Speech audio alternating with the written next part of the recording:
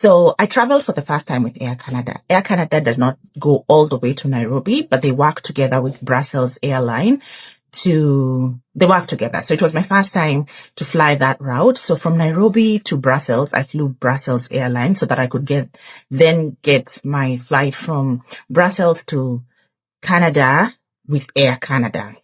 So while I was checking in with Brussels in Nairobi at JKIA, I felt a little profiled. They pulled me to the side and they said, oh, they need to check my visa. And I was like, okay, what do you mean check my visa? So they said they need to confirm whether my visa they just need to confirm my visa. At this point, it was 10 o'clock in the night. And so I was like, so where are you confirming this visa from exactly? So anyway, I was patient and I said, I don't know whether you're checking the visa with the embassy. It's 10 o'clock in the middle of the night on a Friday. So I really don't know what you mean you're checking the visa, but go right ahead. And then the lady goes on to ask me, have you been to Canada before? I said, yeah, this is actually, I think, my 5th trip. And she was like, at that point, her tone changed. So anyway, they checked me in and I was able to go through immigration, passport control, stamped in, went through security and then upstairs to go wait for my flight so that I can board.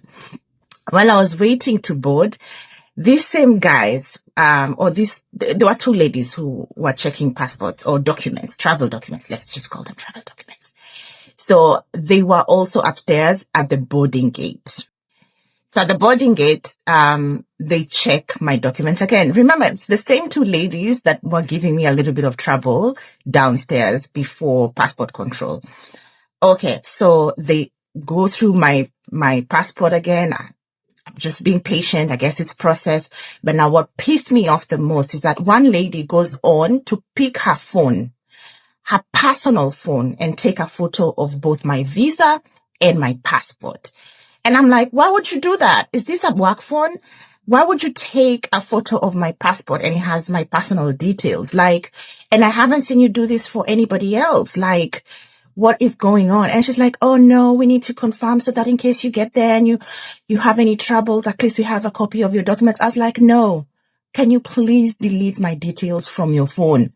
If you need my details in the system, use the right work equipment. Yeah, so I think it's just very sad that it's quite difficult for you to travel just because you own or hold a passport from a third world country. You have to jump through hoops to get the visa. Getting the visas alone is just, another story for another day. But then after you get the visa, you'd think that would make your life easier, right?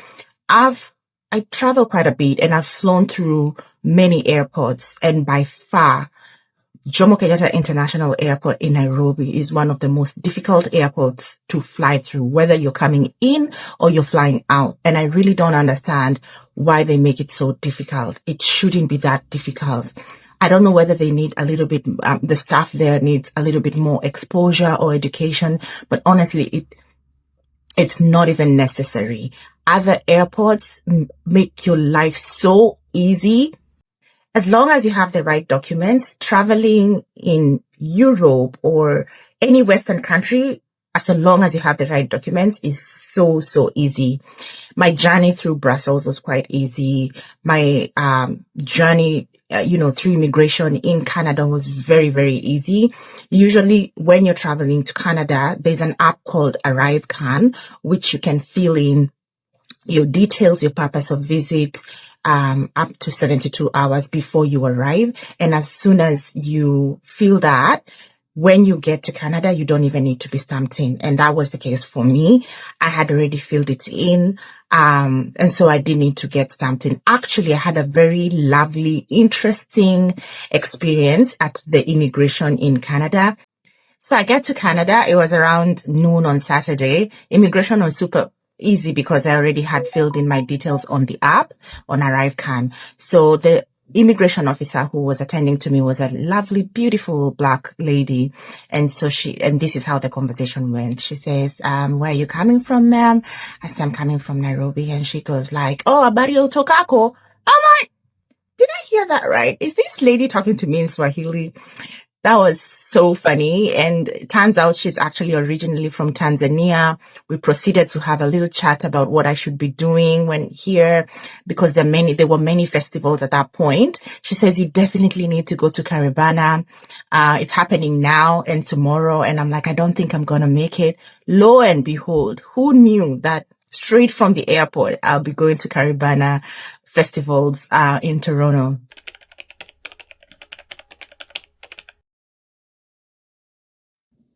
Crossing the US-Canada border wasn't that difficult, although it was slower for us than other cars that were ahead of us, and I think I know why.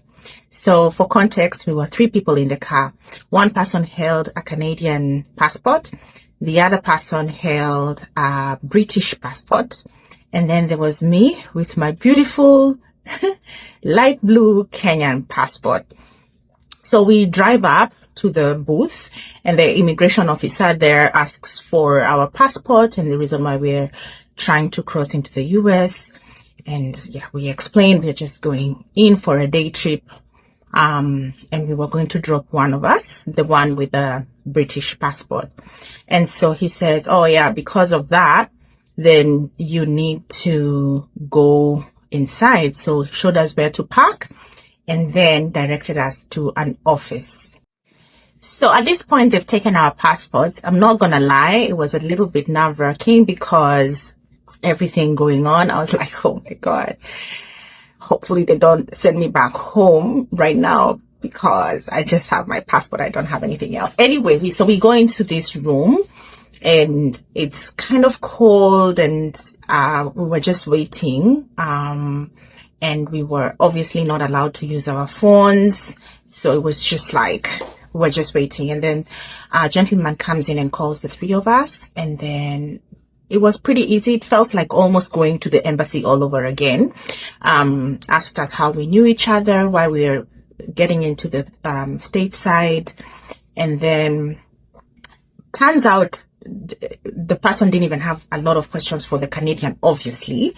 For me as well, not many questions, just, why I'm going to visit. Okay, where was I? So as I was saying, they didn't have any questions for me. Actually, they just wanted to know if I'm just tagging along with the rest, and that was it. But the person with the British passport actually got many questions. They went, back and forth quite a bit with the immigration officer, which was a little surprising because I thought then that would be easier for them since they hold a British passport, but that wasn't the case. The only thing that I noticed that was different is that I was the only one who got fingerprints taken. So they took my fingerprints. They did not take fingerprints for the other 2, but that was it really. And they let us in and it was super simple. I wouldn't say pleasant experience, but it was okay. So I didn't record anything once we got into New York because the side we were on is really just like the countryside. It's very calm. But other than that, we dropped off our friend and then it was a day trip. So we had to go back to the border. So from the US side into the Canadian border, it was so simple. So simple. I mean, I see why people say Canadians are friendly. It was no drama. We didn't even need to leave the car. Just 2-3 questions and we were back into Canada just like that. So I just received this question and the answer is absolutely yes. If you hold a Kenyan passport, then you do need a US tourist visa or any sort of visa to be able to access the US from Canada, even if you're traveling by road.